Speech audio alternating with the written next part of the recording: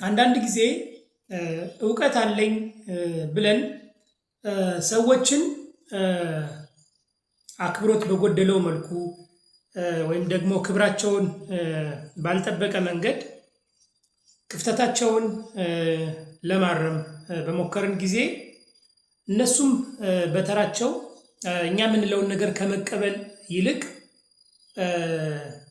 የእኛን ሀሳብ ወደ ጎን ለማድረግ እና ላለመቀበል ልባቸውን ይዘጋሉ።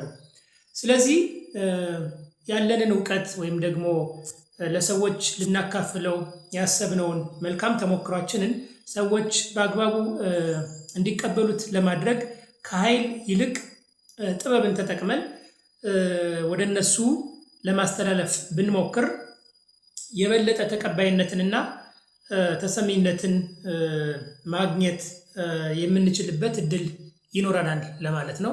አመሰግናለሁ።